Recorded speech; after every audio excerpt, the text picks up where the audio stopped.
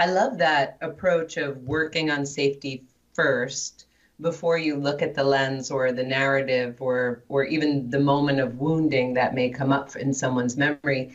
My background is in psychology, and I have a lot of respect for psychology. I am a life coach, but I still do a lot of talking. But one of the areas that you can see it fall short, well, even if you do great resourcing and you help your clients resource, is as people talk, they can continue to either embed the identity they have, or they may have enough space to see that's only an identity, but then they can start to talk about how they feel bad about having the identity and then get an identity of the broken one who can't break out of this pattern. And so you see how often talk alone isn't enough. And I had a teacher years ago in Bali tell me, he was saying psychology can be tricky because of talk and the story, just what I was saying. But he said, start with the body and the breath, then look at the energy systems, then look at the conditioning. Once someone has enough stability in their system to be able to have space from the conditioning and be able to look at it different. And that always stood out in my head as really important information. And I wonder, I mean, your stories in your book, you're quite a mystical lady. I mean, if people read your book, Neurosculpting, they'll see how interesting this conversation is, because you were having conversations with spirit guides and, all of these experiences in other realms, and yet still not finding that to be ground into your life experience and into your body. But you have a lot of experience with energy as well. Do you think about the energetic systems at all when you're looking at this? Absolutely. So in the beginning, we teach central nervous system and safety, right? Once people are really comfortable in their bodies, then I start talking to them about the energetic movements. And here's why I sequence it like that. And it's based on really my experience. I feel like I had a gift in taking a lot of training here in Denver with the curriculum from the Berkeley Psychic Institute. One of the things that was taught to me early on in that curriculum was, you are a being in a body. So first you have to learn how to be in your body before you can learn how to be out there talking to whoever, spirits, angels, whatever. And for me, as a person growing up dissociative, who I've had mystical experiences my entire life, for me, that felt like been there, done that. And quite honestly, if I get a little like tongue in cheek right now, we're all spirits at some point before the body and after the body. It ain't no big deal to be like the bigger deal, the full spiritual cojones is to go be in a body that moves much slower and experiences pain. Wow, that's a brave thing. So once I got that being embodied was as noble as being connected to spirit and the ether, my whole life changed. Because I always had the story that it's more noble to talk to angels than it is to brush my teeth and be a being in a body.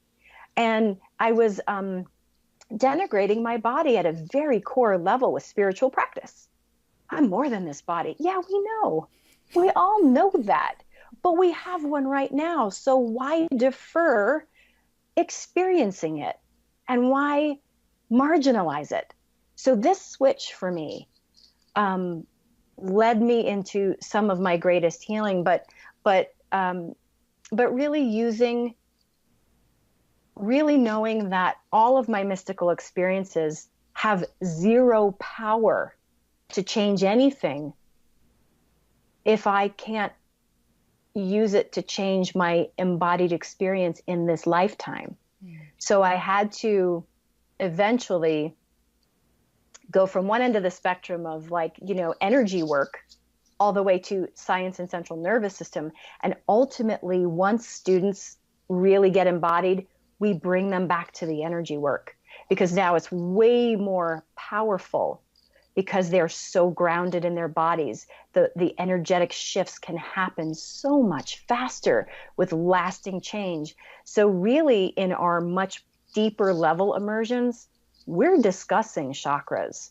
We are helping people navigate energy channels in their body and even the field around themselves, which, puts me in a realm of, science doesn't like to talk about those things. So then I'm suddenly not credible if I talk about them.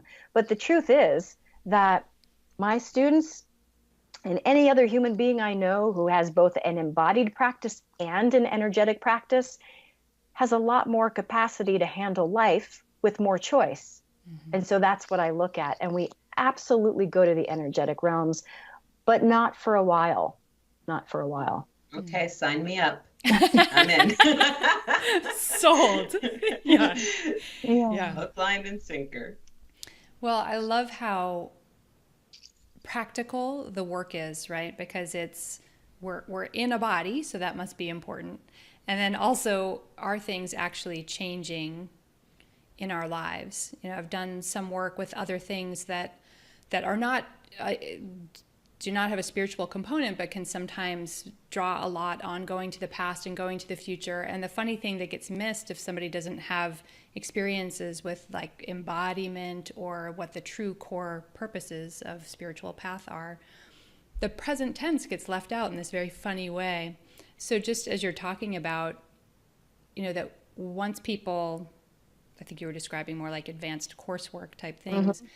that there's just a lot more from that point of view, play with what's actually here, what our lives are actually presenting as and how we show up in them and what is discovered. And I just think it's really important to point out that you're dealing with the realm of the present tense. There's going back to the past and healing things, but for the purpose, it seemed to me, and I'd be curious to hear if you disagree, for the purpose of like catching those past selves up with the present tense so that they can create from here instead of just replicating.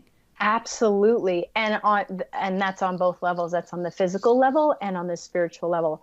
So, if you're going to talk spirit talk and say things like past lives and, angelic influences and whatever, things from other realms, things from other places and times. In the spirit realm, it's easy to stay there and get stuck. Mm-hmm. And then you are not in present time. You're expressing things from a past life. Well, then are you in this one mm-hmm. or that one? So there's a lot of built-in popping us out of the present moment in the energetic experiences I've had. And in the central nervous system experiences, any story you are interacting with is past tense. Yeah. Or a projection onto future tense and a fear of what could happen based on past tense. So to understand how to move yourself out of limbic when it's not necessary is to move yourself into present time, to learn how to see more of what's happening around you, to expand your field of vision so that the filters dissolve and you can literally see what's in front of you. And here's the hysterical thing. The more you see what's in front of you, the more people who don't see what's in front of them think you're psychic, right? Yes. How did you know that, right? So here's what I like to say. There's this great, fantastic video, tons of them. I like to Google awareness test on YouTube, and up will come a little short video of like two teams playing basketball, and the narrator says, focus on the white team, how many times they passed the ball, team in the white shirts. And so you've got a lens, right? You just pulled up a lens. Now that lens is, I need to count how many times the ball passes. But the lens is also a lens, a lexicon of basketball history. What do I expect to see here? A ball, teams, crowd noise. I expect to see a court. You're reaching for the past understanding of basketball very subconsciously, and you're putting those glasses on. So now you're ready to watch this video about basketball. I know all the things that happen here, and I'm going to track to this one task. Well, in the middle of the video, a man in a gorilla suit comes out into the middle of the court, dances, and then dances off the court. at least 50% of the audience will never see the gorilla the first time. I totally didn't see the gorilla the first time I saw that. Mm-hmm. So here's why. You're only partially in the present moment. You're in the present moment with a very narrow focus to, I count how many times the team passes the ball. The rest of you is in the past expectation of what should be included in the set of all things that equals basketball. And therefore, 50% of your field of vision will be edited out by your dorsal and ventral streams that process vision from the back of the brain to the middle of the brain, because they do not fit with the lens you just put on, will literally edit out the gorilla. But if you're a person who happens to see the gorilla and nobody else does, well, then either you're wrong, you're crazy, or they see the gorilla the next time and they think you're magical and mystical. And really all you are is seeing the present moment. Now, what's beyond the gorilla that none of us saw because none of us were asked to look at it? I have no idea. There could be all sorts of other things happening in that moment that if someone else saw, I would think, whoa, you're interdimensional. But really being present opens up the field of vision, the field of hearing, the field of every sensory perception, and then the way that that relates to our sense of self. And that can feel very expansive and rich and spiritual and magical and mystical. And it is. But it's this dance between allowing for it, pulling ourselves out of the past, not having too much of a narrow focus while having some of a narrow focus. It's this incredible dance that spiritual teachings have been asking us to do for centuries, and science is saying we should be doing anyway. And they are saying the same thing. They're saying, well, be present. But the manual for be present is not written succinctly. So people go to all these different modalities and like, I got a little piece of it here and a little piece of it there. And I'm not saying I've written the succinct version of it either, but to the best of my capacity, I try to give that to our students and to my clients to say, this is the recipe for the most present I know how to be as both a very spiritual person and a very pragmatic, grounded, biological organism. Mm-hmm. Well, we had an interview once with a teacher named Neelam. I don't know if have you ever heard of her? She's a non-dual teacher. I think she would call herself that anyway. And she talks about the nervous system and spiritual awakening. And she was saying that as long as you're hooked in the past, you can't be present, right? But that presence is a capacity of the nervous system. Very much in line with what you were saying, but those things can get missed. And sometimes I feel when you hear from spiritual teachers, first, they may already be awake, and now they're looking at experience from the lens of a non-reactive nervous system, or they may not have been through trauma to the degree that their students have gone through it and have an inner understanding, like an inner working, for example, of how does a freeze person find presence when they're like dissociating out of their body. And so I think that becomes a really interesting thing to take into the equation, is that not all of our teachers will understand the starting point that we're at, or be speaking from the lens of experience that will be relevant to us. And then it can just sound like platitudes or aspirations. I swear it sounds like I'm talking to myself right now listening to you say that, because I often thought to myself, especially with my teachers who were Ashaya monks, I thought, okay, either you reach the state of presence as an art form, but you're not a teacher, so you don't know how to teach me to get there, or you haven't experienced the things that hold you back from reaching that state, so you don't know how to inform me about them either. Either way, I felt like the people that were trying to teach me might be 5 steps ahead of me without knowing that they are, and having not identified for themselves how they got there, therefore never being able to identify to me how to get there. And so I always thought, well, now that I've figured out something that works for me, I want to put it into spoon-fed steps for everybody else, to meet them where they're at and walk them from there to here, and know that if they're somewhere in the middle, I can meet them there too. But I felt that exactly what you said for a lot of my teachers. And I'm also a dancer, and so what I see in the dance world is you can be a magnificent dancer and be a terrible teacher. Mm-hmm. They are two very different skill sets. And just because you're spiritually evolved does not mean you are able to teach others how to access their spiritual evolution.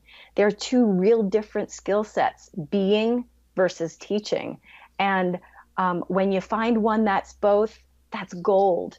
Like if any of your listeners out there have found a teacher that is both the living role model for the experience and a fantastic teacher, so it almost doesn't even matter what the modality is. It just matters that person's going to get you through understanding, comprehension, which then as an educator, the hierarchy of education is information first. Comprehension comes from that. From comprehension comes analysis. From analysis comes synthesis and application. That's change. Mm-hmm. And you need a good teacher to move you through that. So you just preach to the choir. Well, and thank goodness for these steps, right? That make sense in the context of our culture, and that also understand the nervous system and the physiology of what's going on. Because, I mean, we're dealing with a lot of people, most of us, who are living only through lenses of fight, flight, or freeze. And so there can't be access to leaving behind judgment and experiencing that person as an autonomous, having that lens of compassion. You can't have those things. And I'm so excited that the more we can understand these things and put it together in ways like, we don't have to cloud this with spiritual dogma. You don't have to pick a team lineage and go with that. You don't have to learn a language that's not from where you're from. You can. There's no problem with that. But if the goal is really state change so that more of us, human beings, can be relating from a place of presence and compassion and nice, adaptable, resilient nervous systems, then things are going to change around here.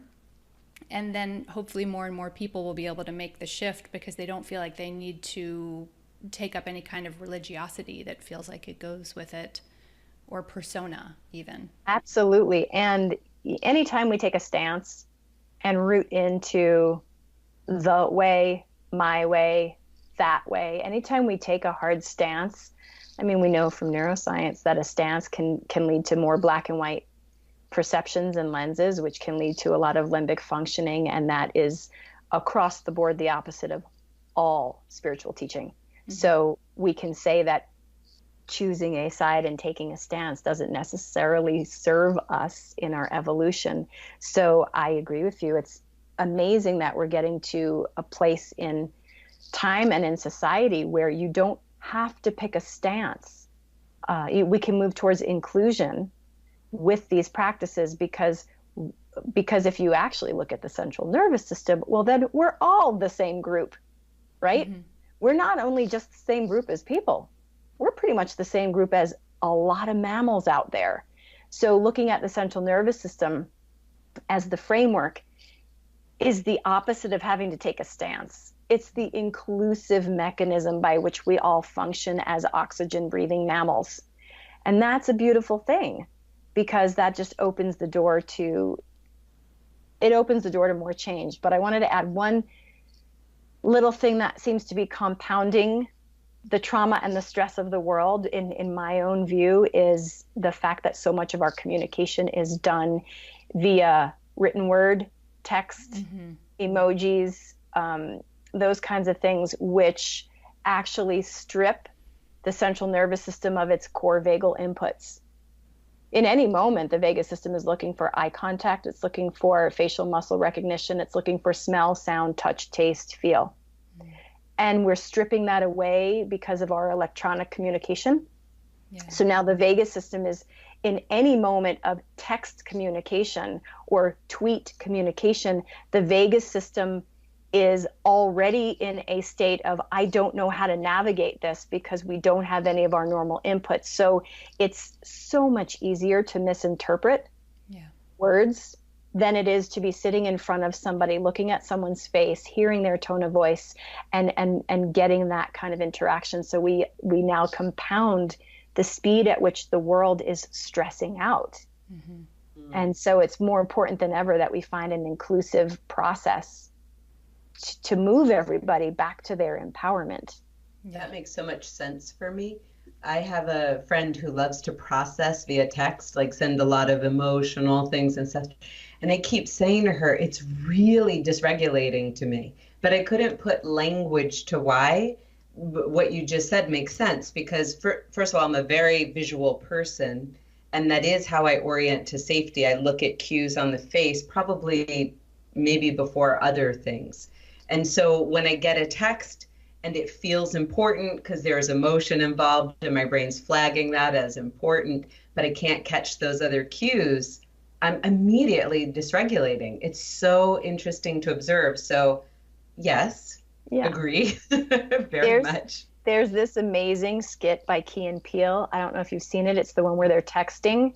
Oh, I haven't seen this okay. one. No, I like so them, excited. though. Okay. Yeah. So Key and Peele are hysterical. Yes. They're texting each other, split screens, and they're trying to make plans to go out tonight. And one says, "Where do you want to go?" The other one says, in his own voice, goes, "I don't care, wherever." And then when the other one receives the text, you hear him read it and go, "I don't care, whatever." And they get into this big argument. And the whole thing is about the dysregulation of trying to interpret through our lens what's happening through this world of no vagal inputs. I have nothing to go on. I have a number of younger clients who are millennials, and I've had this conversation so many times. So they'll be telling me about something. Over what medium did this conversation occur? And it's some text or WhatsApp. And I'm like, okay, you can't have these kinds of important conversations that way because it's going to turn into a disaster where you both feel not met or heard and you're misinterpreting things. Like, okay, rule for human communication. Important conversations don't happen here. Yes, exactly. That's unfortunately, they are. Yeah.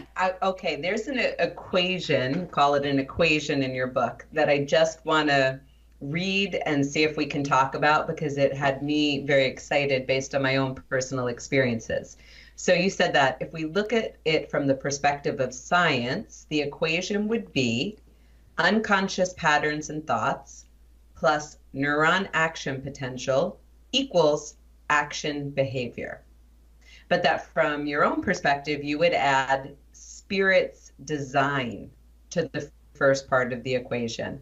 And that got me really excited because of some personal experiences I have around recognizing the importance of viewing yourself as a consciousness, not just the body. And that it's not just my brain, that my consciousness has a role in this, that observing self. So I'd love to hear more from your perspective of what you mean by spirit's design, because even those words can be pretty big, and how it factors in. Yeah. So, science is at the point where it's saying we don't have free will. And they say that because they can measure when I go to reach for an apple, I have an action potential that fires in my brain prior to my initial desire to reach for the apple. So what science is saying is, see, you don't have free will. You're reaching for it before you're even aware that you want it. And I'm saying, no, I don't care.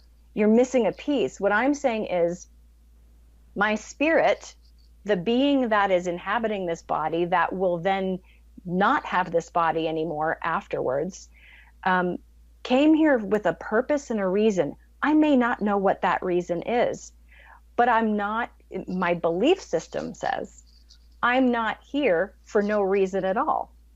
Therefore, what is influencing that first subconscious reach for something?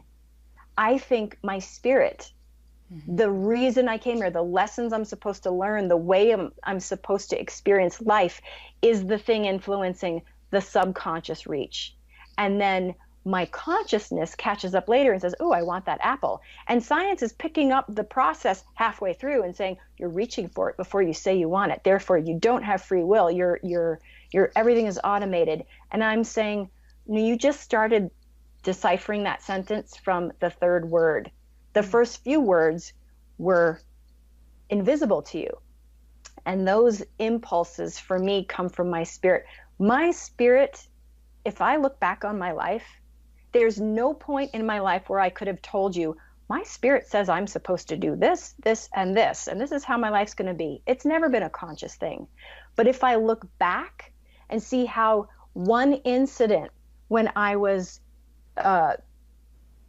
15 linked to every other unfolding incident in my life to get me to right here, well, there's definitely a design happening. Is it a prescriptive destiny? No. Is it a set of things I came here to learn? Yes.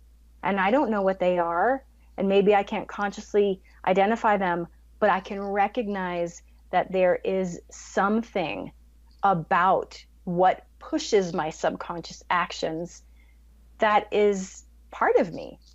And so that's kind of what I mean by that. That's wonderful. Can I add something to it? Please. Like half a question, half a statement. So I love that. Actually, that was going to be another question I was going to ask as well. So you filled in too. One of the things I've noticed, so when I did this program, DNRS, Dynamic Neural Retraining Systems, you start to recognize some of the default patterns of the limbic brain, some of the default associations and habitual movements, right? And oftentimes we can feel a victim to the momentum of these things, right? People say, I didn't mean to, but I just couldn't do the practice, and one of the things that was highlighted to me by a mentor of mine that I found really useful was to recognize that even when your body has a momentum, even when your limbic brain and your nervous system has these patterns, there is still this observing self. There is still this aspect of experience that can sort of get in the driver's seat and say, I know, honey, I know you don't want to do that practice, but we're going to do it anyway, right? And begin to support you and moving out of just the default replication of things and into engaging in a path that's for your higher self. And I imagine you come across it a lot because you teach a lot of practices. I imagine a lot of times people are struggling just to do the practices. Absolutely. Or to see that they have power even. Absolutely, which is why we always give them the least amount of excuses possible by making the practices as short, quick, easy, and thoughtless as possible. Now, that's the best I can do. And Right. If they still don't go to the practices, it's difficult for me to keep going with them. But generally, like some of the shaking practices and the orienting to safety, those things are so fast and so easy to intersperse in your day. And once they see the momentum of those, they start to then develop a history of practice, and this works, and maybe I can add on more. So from a neuroplastic perspective, the best kind of change that is the most sustainable is the kind that takes place in small increments over time. Yeah. So that's the neuroplastic gospel is focused attention repeated over time. And that's true with anything. So I'd rather have someone make micro changes that they're not even sure what those changes will equate to yet. Micro changes that they can do throughout their busy day over time before going to the next big change, over someone who has a profound change in the moment and then never goes back to the practice again, because that's not sustainable. So the best we can do is give people the most accessible tools and pre-address their potential excuses and hope they drink the water that we've led them to. And I don't always drink the water I've led myself to. So this is not a statement of other people. Mm-hmm. There are days where I don't reach for one of my own practices. I'm aware I should. My husband is acutely aware that I haven't reached for my own practices. And he'll say, honey, seem like you're running low on patience. Did you meditate after that big class you taught? And I'll go, no, I didn't. All right, I'm going to do it. Mm-hmm. So it's for all of us. You know, there are times where we're not going to do what we know we're supposed to do. Yeah. And I think that sprinkling in, like you're talking about, it also helps too, because it actually avoids some of the dissociative things we can do with practice, where I'm going to seal myself away and improve myself and finally be good and worthy. Instead, it is woven into the fabric of your actual life. Like some of the inquiries that, I read through at the end of your book, I found just lovely, because you can just sprinkle them along and you do start to get momentum from them and shifts in perspective. Yeah. Yeah. Daily practice. It's not a pill. Mm-hmm. Life's not a pill. Yeah. It's a daily condition. Mm-hmm. But you do begin to enjoy the journey more, thank goodness, when your nervous system can regulate itself. It's like, I love the journey. I absolutely love the journey. Even on days where I witness myself expressing in a way that I know is not my best self, I still love the awareness I get from it. And I love the understanding that I can choose differently in the next moment. So it absolutely the awareness has made life wondrous, even when life's circumstances are not wondrous. That's a big difference. I don't need life to look perfect for me to thoroughly get the juice out of it. That's right. That's huge. I know this is a little off field and I know we're wrapping up, but it's coming to me. Let me just see if you have a perspective. Do you have any thoughts on dark night of the soul, and if there's a relationship to what we're talking about with the central nervous system? You mean like that healing crisis when you're at rock bottom? Yeah, like a lot of people will talk about it now. Let's say they're going through a spiritual awakening process, that there seems to be this time period, undefinable, everyone might be different, where it feels like your identity shedding and you're sort of stuck into this experience of real acute awareness of your own pain or of the darkness. And I wonder if you have looked at this through the lens of the central nervous system at all. Well, I have, because I feel like the body's never going to lie to us, ever, ever, ever. The body's trying to talk to us all the time. We're masterful at ignoring it. So sometimes the body has to scream at us at such a volume that we finally take action.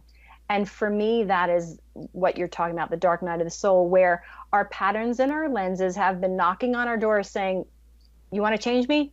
Oh, not yet. You don't even recognize I'm here. Knock, knock, knock. Would you like to change me now? Got you into that third terrible relationship. Oh, okay, not yet. Knock, knock, knock. Oh, you're in abusive relationship number 4. Oh, not yet. Okay. So what do I need to do at what volume to get you to change me? And so for me, the dark night of the soul is the point at which the experience is louder than the filters. Mm-hmm. And then we have to go, oh, gosh, I've got a whole history of filters that are not working. And so, but here's the interesting thing. That is, in my opinion, personal opinion, that is only a necessary path if we subscribe to the larger collective idea of no pain, no gain. Mm-hmm.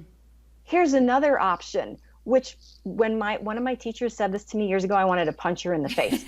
She said, you could also change with grace and ease. And I wanted to punch her because I thought, you have got to be kidding me, lady. Grace and ease for evolution? Not in my book.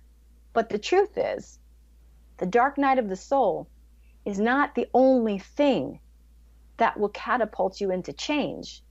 And awareness with tools and practices can allow you to go initiate a change that you want and sustain it over time before you get to the dark night of the soul.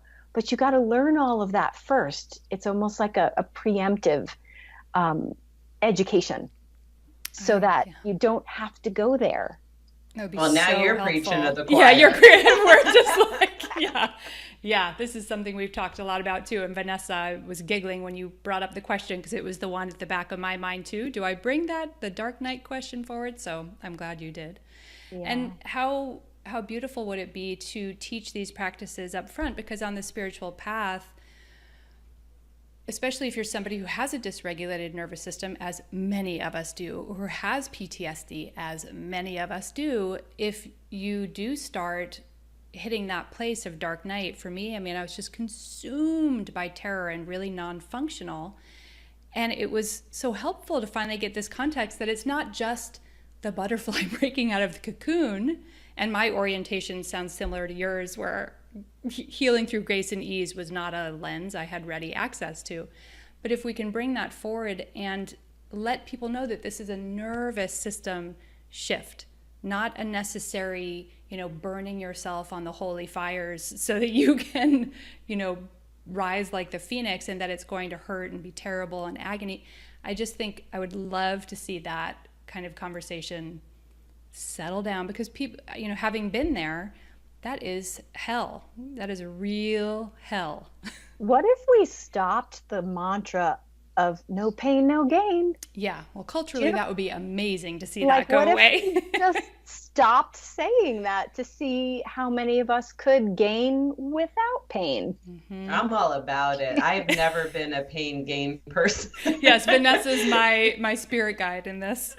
That's one of my treats, is I'm like, ease and joy. Can't we grow through sublime connection? Yeah, of course. And I'm like, ease? But it is so culturally embedded that you might feel like you're not doing something worthwhile or something productive, and you're not earning your place as a good person in reality if you're not efforting and you're not working. And that's just one narrative. Never mind if your nervous system has come to associate chaos as normal, right? Yeah, as an acceptable level of experience. Yeah. Absolutely. Yeah. Well, this was an amazing conversation, Lisa. Yeah, thanks for inviting me. Thank you. I loved it so much. I have a feeling you'll be seeing me at an event, because I'm very eager to get through some of this material. Finally, 7 years later. Yeah. Well, I'd love to see you both at another time. You let me know, and well, let's go change the world. Yes. Preach. What a pleasure. Thank you so much. Yeah, thank you.